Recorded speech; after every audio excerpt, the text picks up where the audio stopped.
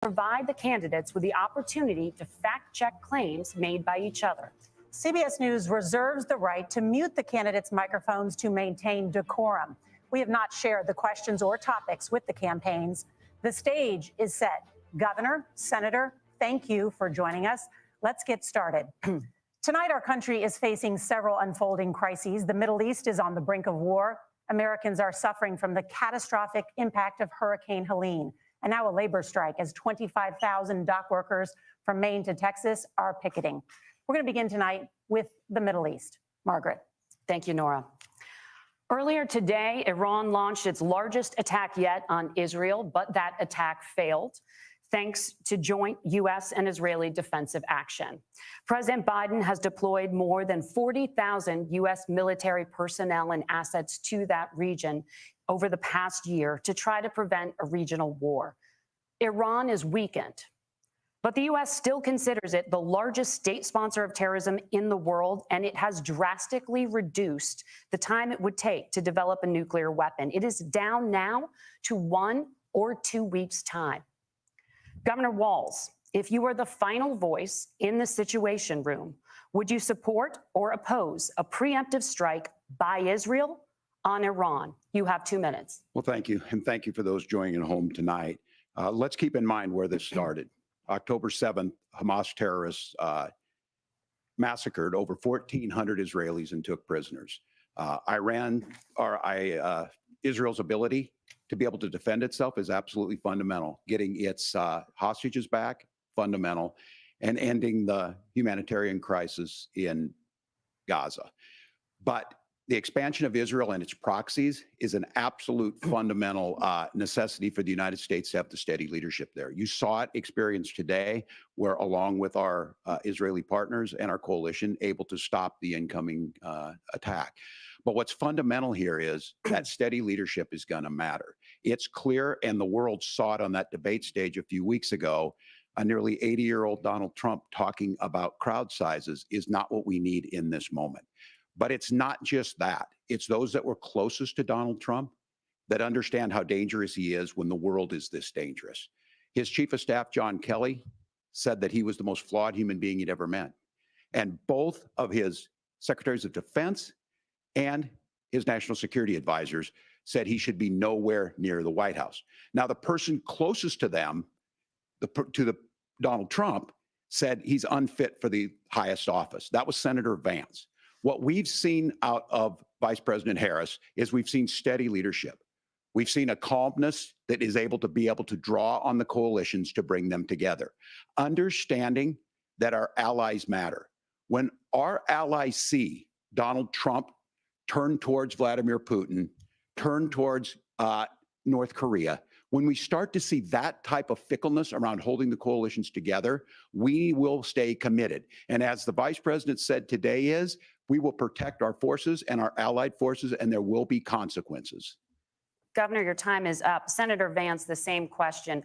Would you support or oppose a preemptive strike by Israel on Iran? You have 2 minutes. So, Margaret, I want to answer the question. First of all, thanks, Governor. Thanks to CBS for hosting the debate. And thanks, most importantly, to the American people who are watching this evening and caring enough about this country to pay attention to this vice presidential debate. I want to answer the question, but I want to actually give an introduction to myself a little bit, because I recognize a lot of Americans don't know who either one of us are. I was raised in a working class family. My mother required food assistance for periods of her life. My grandmother required Social Security help to raise me. And she raised me in part because my own mother struggled with addiction for a big chunk of my early life. I went to college on the GI Bill after I enlisted in the Marine Corps and served in Iraq. And so I stand here asking to be your vice president with extraordinary gratitude for this country, for the American dream that made it possible for me to live my dreams. And most importantly, I know that a lot of you are worried about the chaos in the world and the feeling that the American dream is unattainable. I want to try to convince you tonight over the next 90 minutes that if we get better leadership in the White House, if we get Donald Trump back in the White House, the American dream is going to be attainable once again.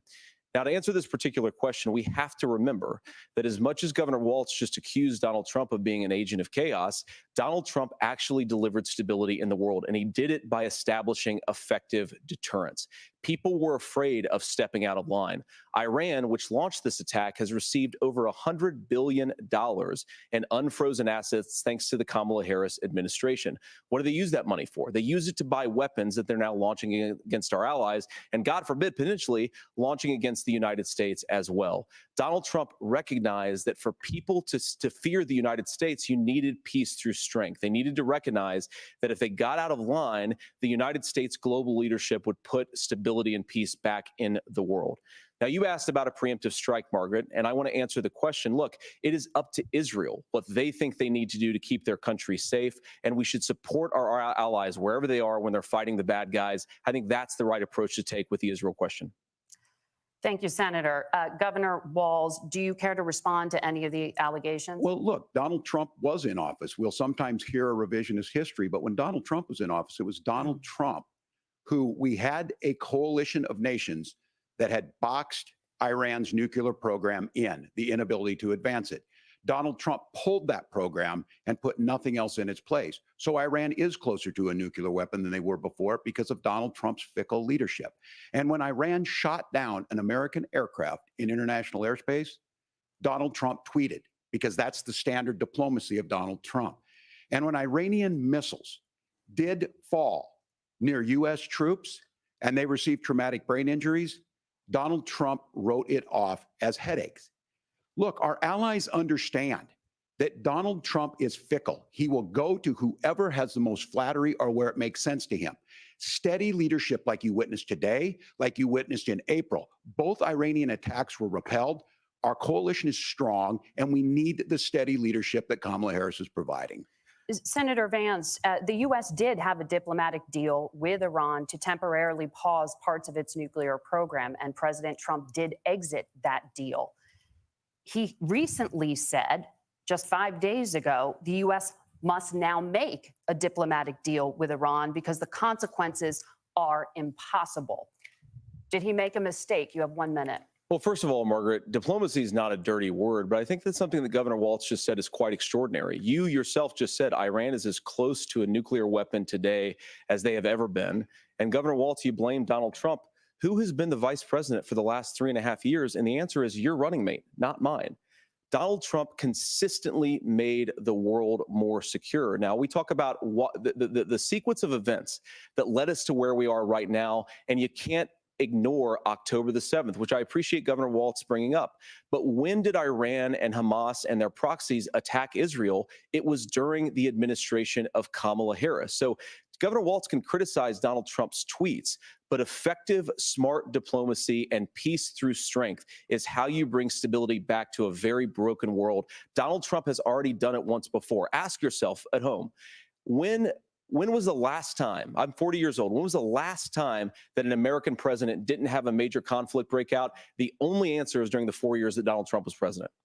Gentlemen, we have a lot to get to. Nora? Margaret, thank you. Let's turn now to Hurricane Helene. The storm could become one of the deadliest on record. More than 160 people are dead and hundreds more are missing. Scientists say climate change makes these hurricanes larger, stronger, and more deadly because of the historic rainfall. Senator Vance, according to CBS News polling, 7 in 10 Americans and more than 60% of Republicans under the age of 45 favor the U.S. taking steps to try and reduce climate change. Senator, what responsibility would the Trump administration have to try and reduce the impact of climate change? I'll give you 2 minutes. Sure. So first of all, let's start with the hurricane because it's an unbelievable, unspeakable human tragedy. I just saw today actually a photograph of 2 grandparents on a roof with a 6-year-old child, and it was the last photograph ever taken of them because the roof collapsed and those innocent people lost their lives. And I'm sure Governor Walz joins me in saying our hearts go out to those innocent people, our prayers go out to them, and we want as robust and aggressive as a federal response as we can get to save as many lives as possible, and then of course afterwards to help the people in those communities rebuild. I mean, these are communities that I love. Some of them I know very personally in Appalachia, all across the Southeast. They need their government to do their job. And I commit that when Donald Trump is president again, the government will put the citizens of this country first when they suffer from a disaster. And Nora, you asked about climate change. I think this is a very important issue. Look, a lot of people are justifiably worried about all these crazy weather patterns. I think it's important for us, first of all, to say, Donald Trump and I support clean air, clean water. We want the environment to be cleaner and safer. But one of the things that I've noticed some of our Democratic friends talking a lot about is a concern about carbon emissions, this idea that carbon emissions drives all of the climate change. Well, let's just say that's true, just for the sake of argument, so we're not arguing about weird science. Let's just say that's true. Well, if you believe that, what would you want to do? The answer is that you'd want to reshore as much American manufacturing as possible, and you'd want to produce as much energy as possible in the United States of America because we're the cleanest economy in the entire world. What have Kamala Harris's policies actually led to? More energy production in China, more manufacturing overseas, more doing business in some of the dirtiest parts of the entire world. And when I say that, I mean the amount of carbon emissions they're doing per unit of economic output. So if we actually care about getting cleaner air and cleaner water, the best thing to do is to double down and invest in American workers and the American people. And unfortunately, Kamala Harris has done exactly the opposite. Governor Walz, you have 2 minutes to respond. Well, we got close to an agreement because all those things are happening. Look, first of all, it is a horrific tragedy with this hurricane. And my heart goes out to the folks that are down there in contact with the governors. I serve as co-chair of the Council of Governors as we work together on these emergency managements. Governors know no partisanship. They work together. So all of the governors and the emergency responders are on the ground. Those happen on the front end. The federal government comes in, makes sure they're there that we recover, but we're still in that phase where we need to make sure that they're staying there, staying focused. Now, look, coming back to the climate change issue, there's no doubt this thing roared onto the scene faster and stronger than anything we've seen. Senator Vance has said that there's a climate problem in the past. Donald Trump called it a hoax and then joked that these things would make more beachfront property to be able to invest in. What we've seen out of the Harris administration now, the Biden-Harris administration, is we've seen this investment.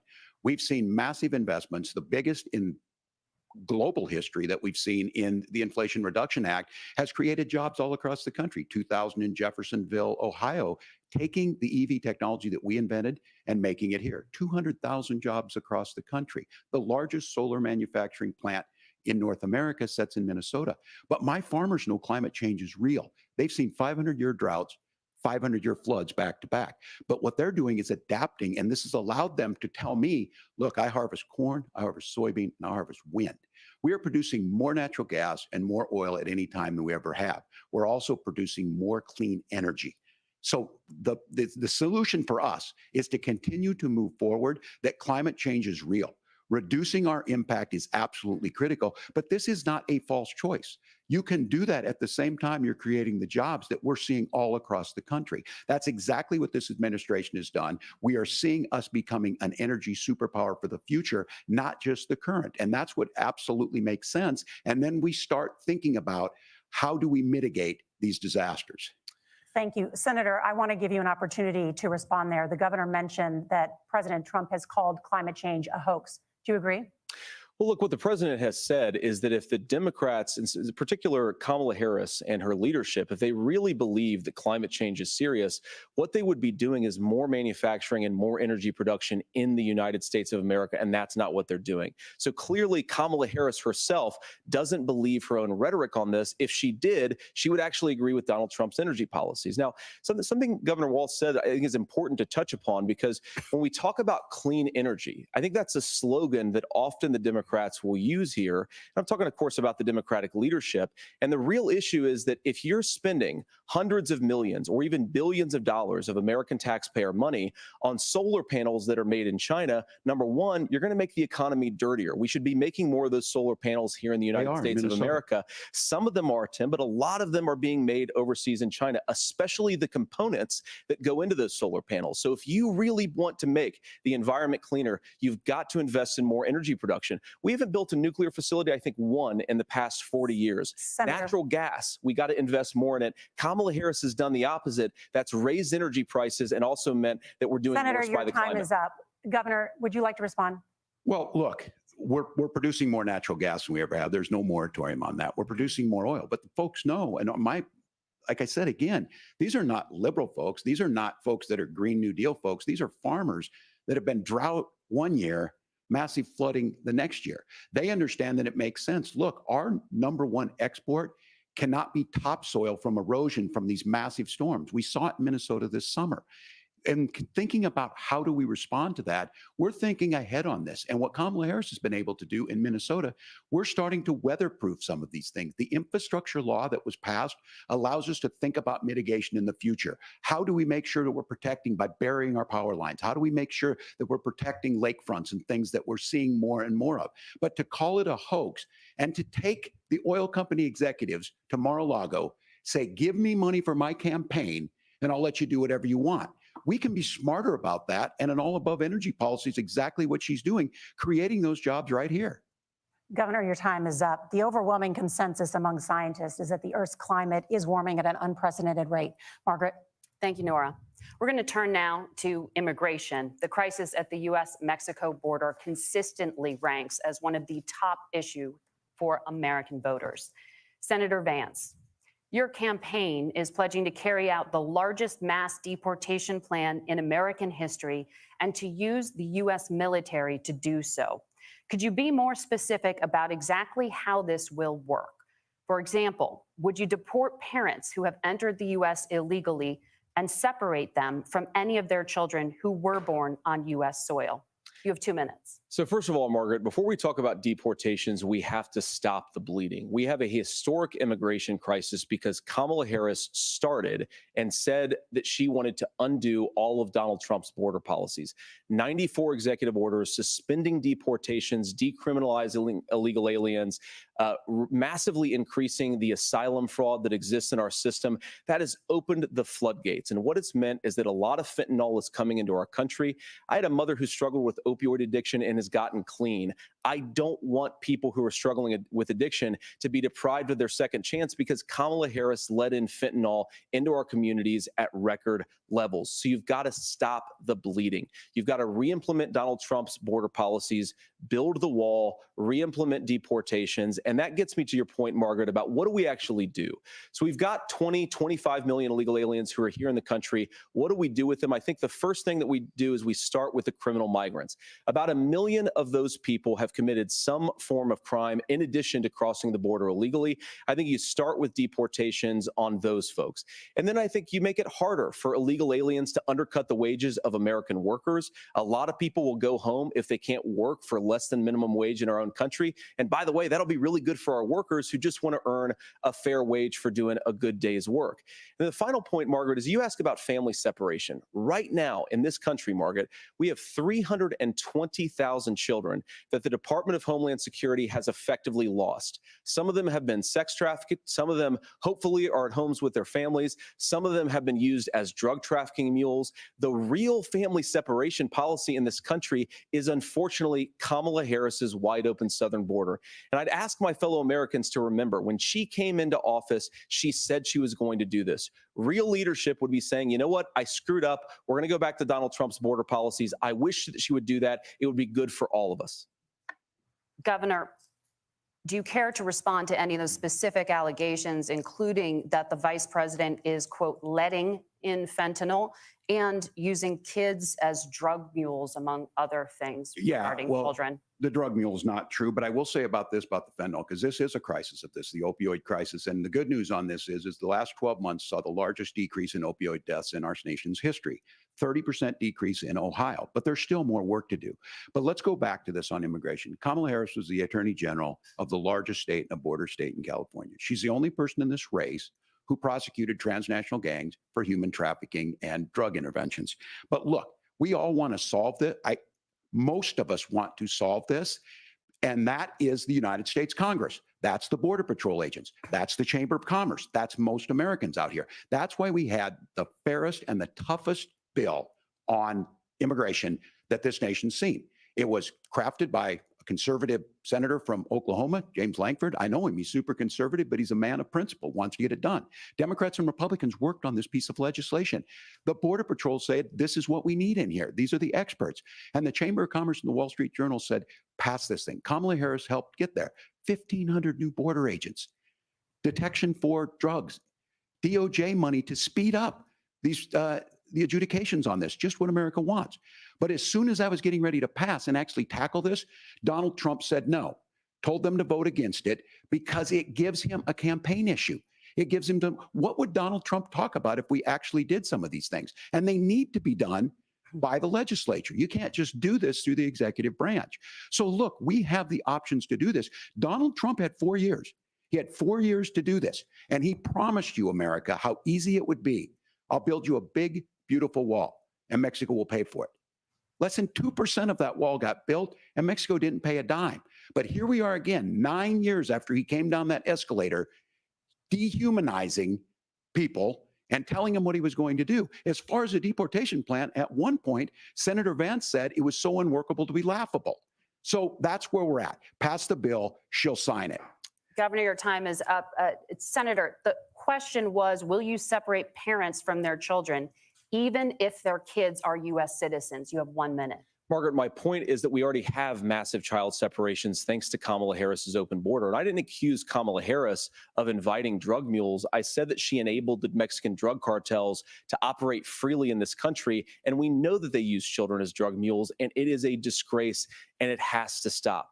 Look, I think what Tim said just doesn't pass the smell test. For 3 years, Kamala Harris went out bragging that she was going to undo Donald Trump's border policy. She did exactly that. We had a record number of illegal crossings. We had a record number of fentanyl coming into our country. And now that she's running for president, or a few months before, she says that somehow she got religion and cared a lot about a piece of legislation.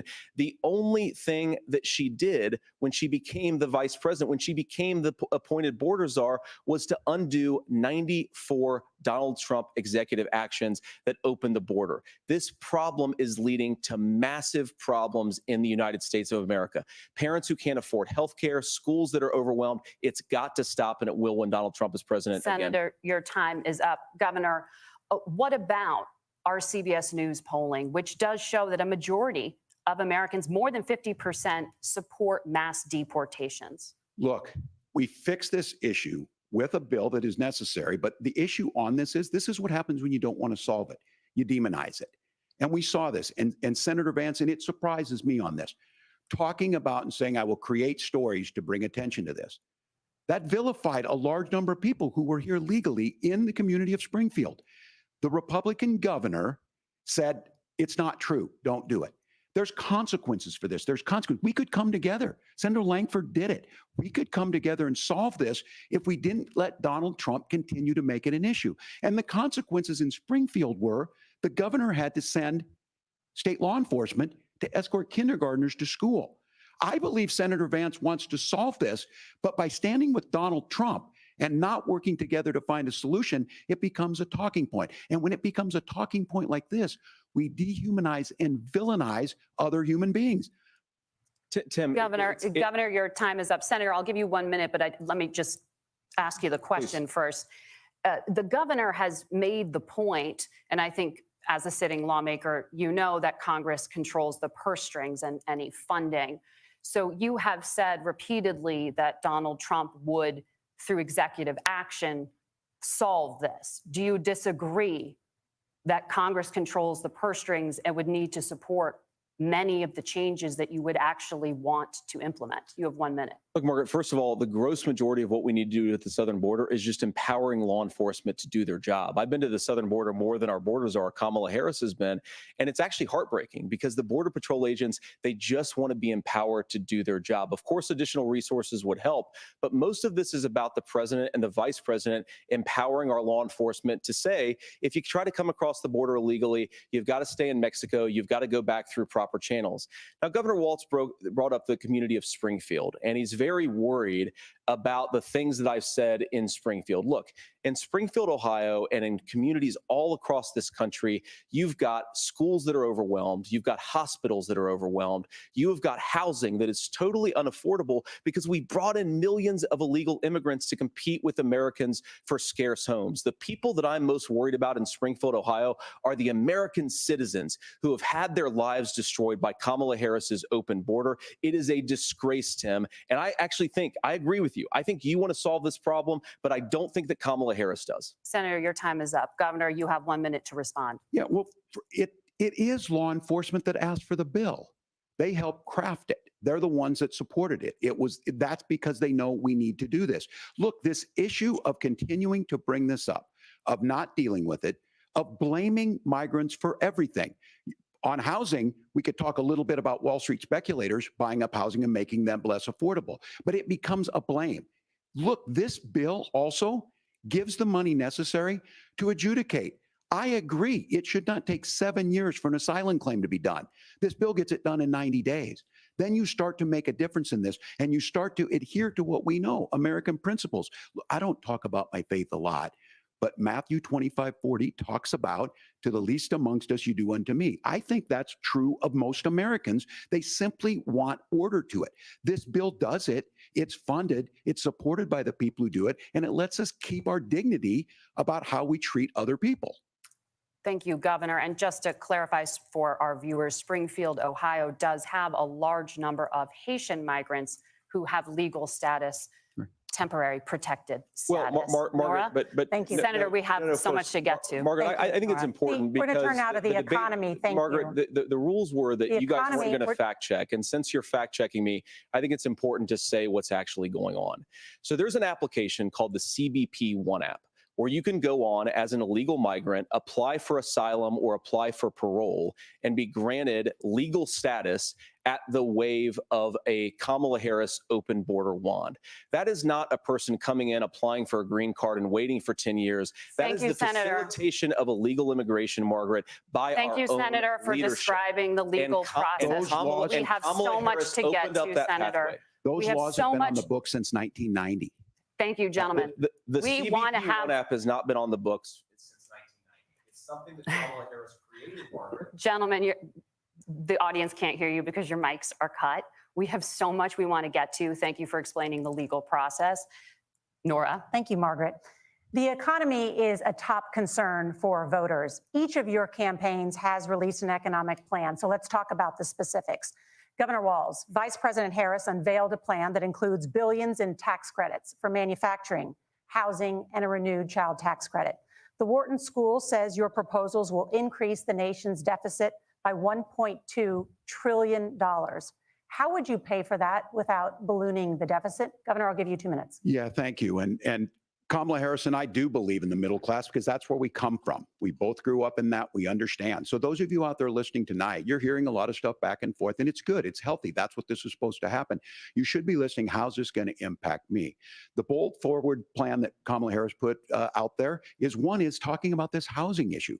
The one thing is there's 3 million new houses proposed under this plan with down payment assistance on the front end to get you in a house. A house is much more than just an asset to be traded somewhere. It's foundational to where you're at. And then making sure that the things you buy every day, whether they be prescription drugs or other things, that there's fairness in that. Look, the $35 insulin is a good thing, but it costs $5 to make insulin. They were charging $800 before this law went into effect. As far as the housing goes, I've seen it in Minnesota. 12% more houses in Minneapolis, prices went down on rent 4%. It's working. And then making sure tax cuts go to the middle class. $6,000 child tax credit, we have one in Minnesota, reduces childhood poverty by 1/3. We save money in the long run, and we do the right thing for families. And then getting businesses off the ground. The law as it stands right now is $5,000 tax credit for small business, increasing that to $50,000. Now, this is a philosophical difference between us. Donald Trump made a promise, and I'll give you this. He kept it. He took folks to Mar-a-Lago, said, you're rich as hell, I'm going to give you a tax cut. He gave the tax cuts that predominantly went to the top class. What happened there was an $8 trillion increase in the national debt, the largest ever. Now he's proposing a 20% consumption or sales tax on everything we bring in. Everyone agrees, including businesses, it would be destabilizing it. It would increase inflation and potentially lead to a recession. Look, this is simple for you. Where are we going? Kamala Harris has said to do the things she wants to do. We'll just ask the wealthiest to pay their fair share. When you do that, our system works best. More people are participating in it, and folks have the things that they need. Senator, I want to give you a moment to respond on that. But similarly, the Wharton School has done an analysis of the Trump plan and says it would increase the nation's deficit by $5.8 trillion. My question is the same for you. How do you pay for all that without ballooning the deficit? I'll give you 2 minutes. Well, first of all, you're going to hear a lot from Tim Walz this evening, and you just heard it in the answer. A lot of what Kamala Harris proposes to do, and some of it, I'll be honest with you, it even sounds pretty good. Here's what you won't hear, is that Kamala Harris has already done it. Because she's been the vice president for 3.5 years. She had the opportunity to enact all of these great policies. And what she's actually done instead is drive the cost of food higher by 25%, drive the cost of housing higher by about 60%. Open the American southern border and make middle-class life unaffordable for a large number of Americans. If Kamala Harris has such great plans for how to address middle-class problems, then she ought to do them now, not when asking for a promotion, but in the job the American people gave her 3.5 years ago. And the fact that she isn't tells you a lot about how much you can trust her actual plans. Now, Donald Trump's economic plan is not just a plan, but it's also a record. A lot of those same economists attack Donald Trump's plans, and they have PhDs, but they don't have common sense and they don't have wisdom, because Donald Trump's economic policies delivered the highest take-home pay in a generation in this country, 1.5% inflation, and to boot, peace and security all over the world. So when people say that Donald Trump's economic plan doesn't make sense, I say, look at the record. He delivered rising take-home pay for American workers. Now, Tim admirably admits that they want to undo the Trump tax cuts. But if you look at what was so different about Donald Trump's tax cuts, even from previous Republican tax cut plans, is that a lot of those resources went to giving more take-home pay to middle class and working class Americans. It was passed in 2017, and you saw an American economic boom unlike we've seen in a generation in this country. That is a record that I'm proud to run on, and we're going to get back to that common sense wisdom so that you can afford to live the American dream again. I know a lot of you are struggling. I know a lot of you are worried about paying the bills. It's going to stop when Donald Trump brings back common sense to this country. Governor, do you want to respond to that? What has Kamala Harris done for the middle class? Yeah, well, Kamala Harris's day one was Donald Trump's failure on COVID that led to the collapse of our economy. We were already before COVID in a manufacturing recession, but 10 million people out of work, largest percentage since the Great Depression. 9 million jobs closed on that. That was day one, whether it was the Infrastructure Act or other things we moved. Now, you made a question about experts, said this. I've made a note of this. Economists can't be trusted. Science can't be trusted. National security folks can't be trusted. Look, if you're going to be president, you don't have all the answers. Donald Trump believes he does. My pro tip of the day is this. If you need heart surgery, listen to the people at the Mayo Clinic in Rochester, Minnesota, not Donald Trump. And the same thing goes with this. And I ask you out there, teachers, nurses, truck drivers, or whatever, how is it fair that you're paying your taxes every year and Donald Trump hasn't paid any federal tax in the last 15 years? And the last year as president. That's what's wrong with the system. There's a way around it, and he's bragged about that. We're just asking for fairness in it, and that's all you want. You have a minute. Governor, you say trust the experts. But those same experts for 40 years said that if we shipped our manufacturing base off to China, we'd get cheaper goods. They lied about that. They said if we shipped our industrial base off to other countries, to Mexico and elsewhere, it would make the middle class stronger. They were wrong about that. They were wrong about the idea that if we made America less self-reliant, less productive in our own nation, that it would somehow make us better off, and they were wrong about it. And for the first time in a generation, Donald Trump had the wisdom and the courage to say to that bipartisan consensus, we're not doing it anymore. We're bringing American manufacturing back. We're unleashing American energy. We're going to make more of our own stuff. And this isn't just an economic issue. I mean, I've got 3 beautiful little kids at home, 7, 4, and 2, and I love them very much, and I hope they're in bed right now. But look, so many of the drugs, the pharmaceuticals that we put in the bodies of our children are manufactured by nations that hate us. This has to stop. And we're not going to stop it by listening to experts. We're going to stop it by listening to common sense wisdom, which is what Donald Trump governed on. Senator, your Look, time is up. Governor Walz, can you address that? I mean, voters say they trust Donald Trump on the economy more. Why? Well, if you're listening tonight and you want billionaires to get tax cuts, you heard what the numbers were. Look, I'm a union guy on this. I'm not a guy who wanted to ship things overseas, but I understand that, look, we produce soybeans and corn. We need to have fair trading partners. That's something that we believe in. I think the thing that most concerns me on this is Donald Trump was the guy who created the largest trade deficit in American history with China. So the rhetoric is good. Much of what the senator said right there, I'm in agreement with him on this. I watched it happen too. I watched it to my communities, and we talked about that.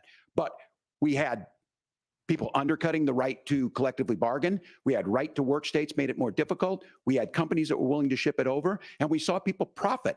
Folks that are venture capital in some cases, putting money into companies that were overseas.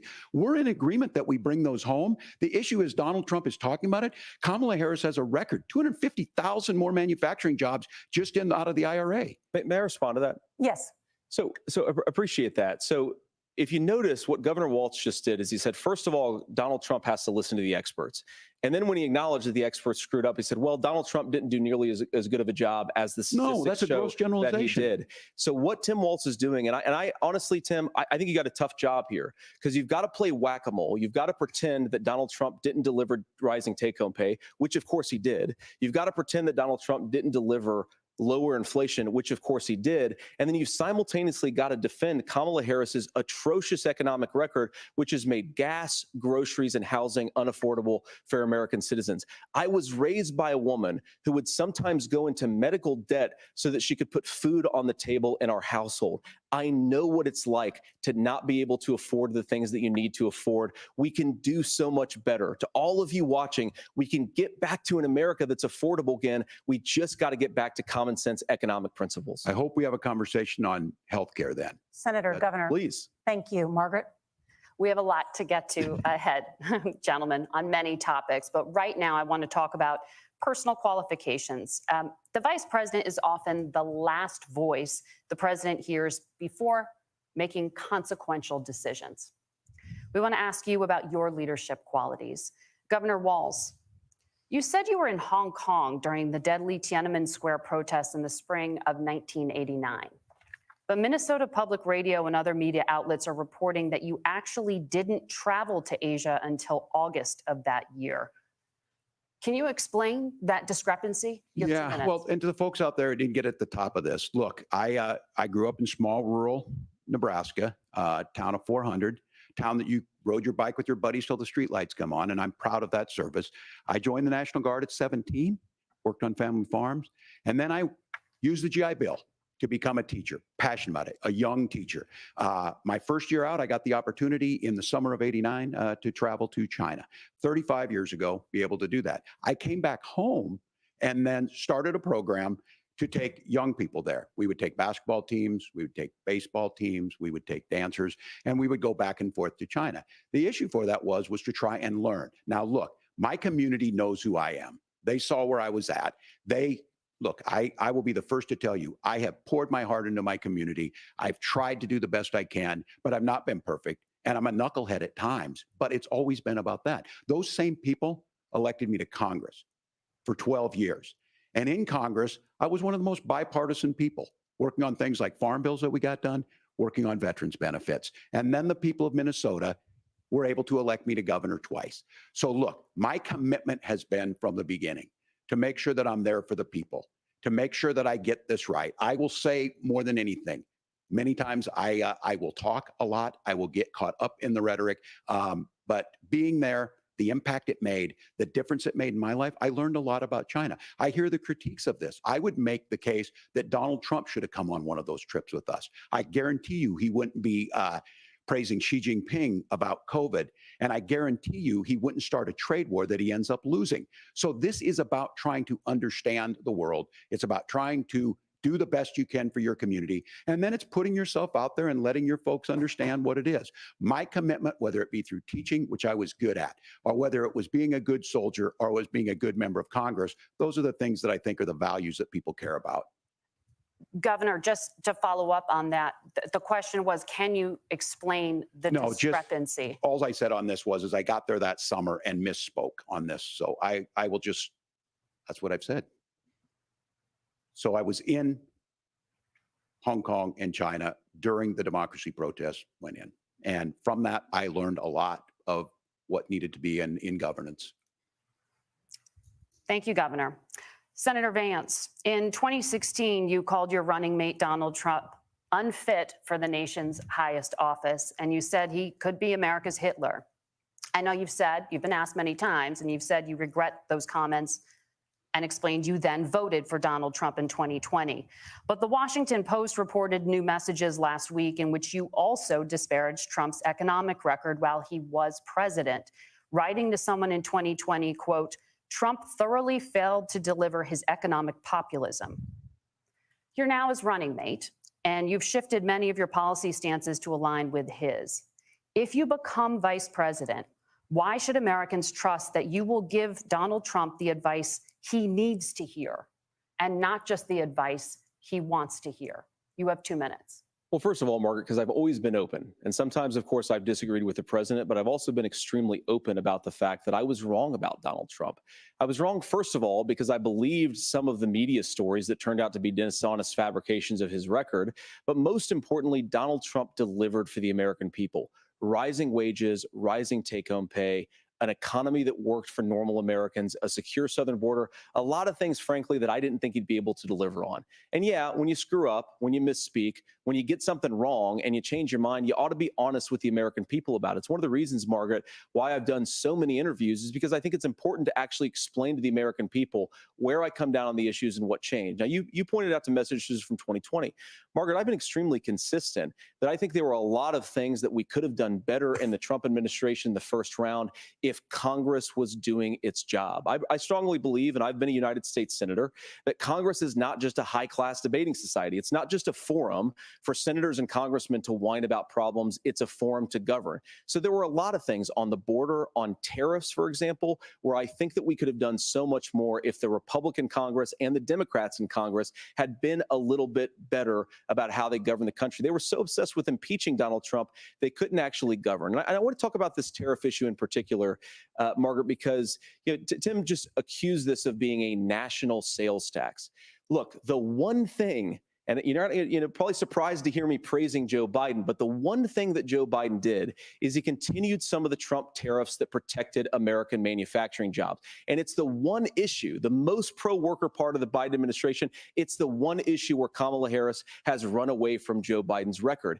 Think about this. If you're trying to employ slave laborers in China at $3 a day, you're going to do that and undercut the wages of American workers unless our country stands up for itself and says, you're not accessing our markets unless you're paying middle-class Americans a fair wage. Senator, your time is up. Nora? Thank you. Now to the issue of reproductive rights.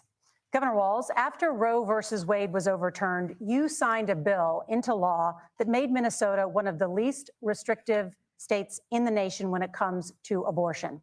Former President Trump said in the last debate that you believe abortion, quote, in the 9th month is absolutely fine.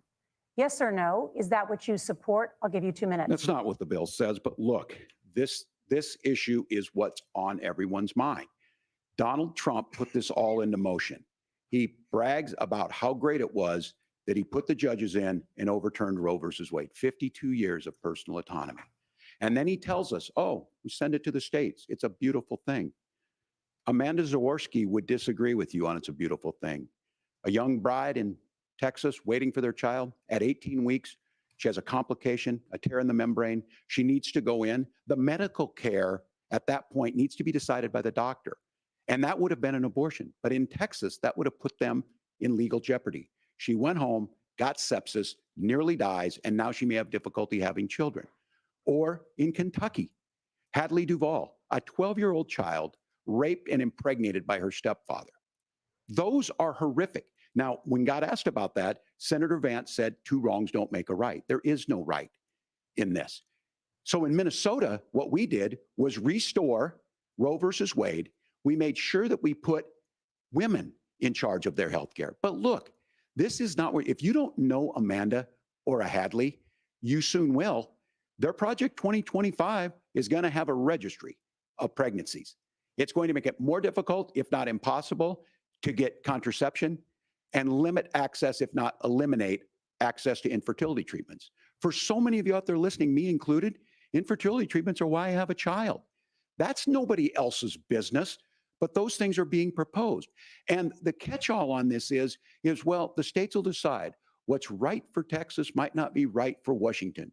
That's not how this works. This is basic human right. We have seen maternal mortality skyrocket in Texas, outpacing many other countries in the world.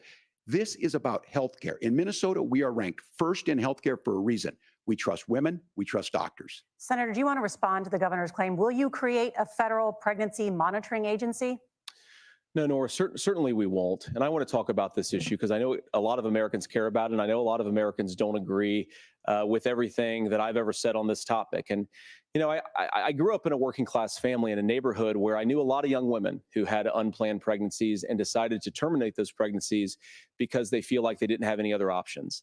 And, you know, one of them is actually very dear to me. And I know she's watching tonight, and I love you. And she told me something a couple years ago that she felt like if she hadn't had that abortion, that it would have destroyed her life because she was in an abusive relationship. And I think that what I take from that as a Republican who proudly wants to protect innocent life in this country, who proudly wants to protect the vulnerable, is that my party, we've got to do so much better of a job at earning the American people's trust back on this issue where they frankly just don't trust us. And I think that's one of the things that Donald Trump and I are endeavoring to do. I want us as a Republican Party to be pro-family in the fullest sense of the word. I want us to support fertility treatments. I want us to make it easier for moms to afford to have babies. I want it to make it easier for young families to afford a home so they can afford a place to raise that family. And I think there's so much that we can do on the public policy front just to give women more options. Now, of course, Donald Trump has been very clear that on the abortion policy specifically, that we have a big country and it's diverse. And California has a different viewpoint on this than Georgia. Georgia has a different viewpoint from Arizona. And the proper way to handle this, as messy as democracy sometimes is to let voters make these decisions, let the individual states make their abortion policy. And I think that's what makes the most sense in a very big, a very diverse, and let's be honest, sometimes a very, very messy and divided country. Governor, would you like to respond and also answer the question about restrictions? Yeah, well, the question got asked and Donald Trump made the accusation that wasn't true about Minnesota. Well, let me tell you about this idea that there's diverse states. There's a young woman named Amber Thurman. She happened to be in Georgia, a restrictive state. Because of that, she had to travel a long distance to North Carolina to try and get her care. Amber Thurman died in that journey back and forth. The fact of the matter is, how can we as a nation say that your life and your rights, as basic as the right to control your own body, is determined on geography? There's a very real chance had Amber Thurman lived in Minnesota, she would be alive today. That's why the restoration of Roe versus Wade. When you listen to Vice President Harris talk about this subject and you hear me talk about it, you hear us talking exactly the same. Donald Trump is trying to figure out how to get the political right of this. I agree with a lot of what Senator Vance said about what's happening. His running mate, though, does not, and that's the problem. Governor, your time is up. Senator, let me ask you about that. He mentioned, it was, I think, referring to a national ban. In the past, you have supported a federal ban on abortion after 15 weeks. In fact, you said if someone can't support legislation like that, quote, you are making the United States the most barbaric pro-abortion regime anywhere in the entire world. My question is, why have you changed your position? Well, Nora, first of all, I never supported a national ban. I did when I was running for Senate in 2022 talk about setting some minimum national standard. For example, we have a partial birth abortion ban in place in this country at the federal level. I don't think anybody's trying to get rid of that, or at least I hope not, though I know that Democrats have taken a very radical pro-abortion stance. But Nora, you know, one of the things that changed is in the state of Ohio, we had a referendum in 2023, and the people of Ohio voted overwhelmingly, by the way, against my position. And I think that what I learned from that, Nora, is that we've got to do a better job at winning back people's trust. So many young women would love to have families. So many young women also see an unplanned pregnancy as something that's going to destroy their livelihood, destroy their education, destroy their relationships. And we have got to earn people's trust back. And that's why Donald Trump and I are committed to pursuing pro-family policies, making childcare more accessible, making fertility treatments more accessible, because we've got to do a better job at that. And that's what real leadership is. Governor, your response. I'm going to respond on the pro-abortion piece of that. No, we're not. We're pro-women. We're pro-freedom to make your own choice. We know what the implications are to not be that. Women having miscarriages, women not getting the care, physicians feeling like they may be prosecuted for providing that care. And as far as making sure that we're educating our children and giving them options, Minnesota's a state with one of the lowest teen pregnancy rates. We understand that too. We know that the options need to be available, and we make that true. We also make it, we're a top 3 state for the best place to raise children. But these two things, to try and say that we're pro-children, but we don't like this, or you guys are pro-abortion, that's not the case at all. We are pro-freedoms for women to make their choices, and we're going, and Kamala Harris is making the case, to make options for children more affordable, a $6,000 child tax credit, but we're not going to base that on the backs of making someone like Amber Thurman drive 600 miles to try and get health care. Senator. May I respond to that? First of all, Governor, I agree with you. Amber Thurman should still be alive, and there are a lot of people who should still be alive, and I certainly wish that she was. And maybe you're free to disagree with me on this and explain this to me, but as I read the Minnesota law that you signed into law, the statute that you signed into law, it says that a doctor who presides over an abortion where the baby survives, the doctor is under no obligation to provide life-saving care to a baby who survives a botched late-term abortion. That is, I think, whether you're pro-choice or pro-abortion, that is fundamentally barbaric. And that's why I use that word, Nora, is because some of what we've seen, do you want to force Catholic hospitals to perform abortions against their will? Because Kamala Harris has supported suing Catholic nuns to violate their freedom of conscience. We can be a big and diverse country where we respect people's freedom of conscience and make the country more pro-baby and pro-family. But please. Yes, Governor, please respond. Look, this is one where there's always something there. This is a very simple proposition. These are women's decisions to make about their healthcare decisions, and the physicians who know best when they need to do this. Trying to distort the way a law is written to try and make a point, that's not it at all. What was I wrong about, Governor? Please tell me, what was I wrong about? That is not the way the law is written. Look, I've given I've given this advice on a lot of things, that getting involved, getting engaged, that's been misread, and it was fact-checked at the last debate. But the point on this is there's a continuation of these guys to try and tell women or to get involved. I use this line on this, just mind your own business on this. Things worked best when Roe versus Wade was in place. When we do a restoration of Roe, that works best. That doesn't preclude us from increasing funding for children. It doesn't increase us from making sure that once that child's born, like in Minnesota, they get meals, they get early childhood education, they get health care. So the hiding behind we're going to do all these other things when you're not proposing them in your budget, Kamala Harris is proposing them. She's proposing all those things to make life easier for families. I asked a specific question, Governor. You gave me a slogan as a response. It's not the case. It's not true. That's not what the law says. So they fact-checked it with President Trump. Gentlemen, there's a lot to discuss. We have to move on, and we're going to be right back with much more of the CBS News vice presidential debate in just a moment.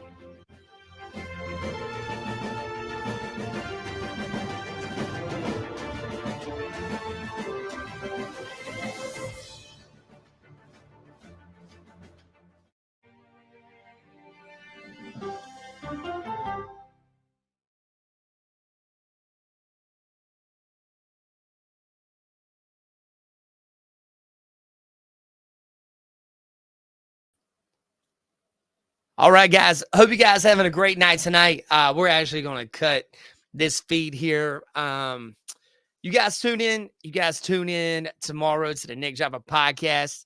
We are going to take the rest of the night off. Been a pretty busy day. I hope you guys are having a blessed day today. And you guys keep tuning in to the VP debate here. It's nice, seeing JD Vance and Tim Walz go at it. And, at least they're kosher with each other.